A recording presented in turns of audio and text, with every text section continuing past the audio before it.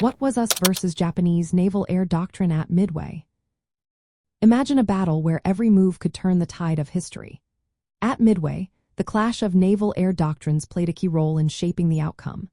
The Japanese relied on launching large, coordinated strikes. They believed in sending all their aircraft off the carriers at once, including dive bombers, torpedo bombers, and fighters in a single wave. This approach needed careful timing and preparation. The carriers had to rearm and refuel aircraft on deck, which took time. To keep the decks clear for these full strikes, Japanese carriers often kept their aircraft fully armed and ready to launch. Their goal was tactical surprise and a powerful, decisive attack. But this method was slow and vulnerable. If the Japanese waited to rearm or refuel, their carriers could be exposed. On the other hand, the US Navy used a more flexible approach. They broke Japanese codes and knew when and where the attack would happen. This allowed US carriers to launch multiple waves of aircraft, sometimes in a staggered way.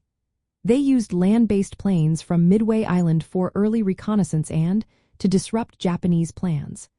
The US also relied on radar for early warning, which helped them launch fighters and strike aircraft at the right moments. US torpedo bombers often attacked without fighter escort, risking heavy losses. But their attacks drew Japanese fighters down, opening chances for dive bombers to strike the carriers. The US doctrine focused on quick, aggressive responses and taking advantage of intelligence. They didn't wait for perfect conditions but responded to opportunities as they arose.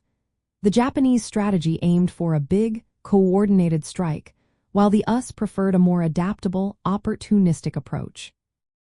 During the battle, these differences meant the US could attack Japanese carriers during their rearming phases, catching them vulnerable. The US dive bombers scored hits that critically damaged Japanese ships. This clash of doctrines showed how flexibility, intelligence, and timing can change the course of a naval battle. The Japanese plan's rigidity made them vulnerable, while the US's adaptable tactics helped turn the tide in the Pacific.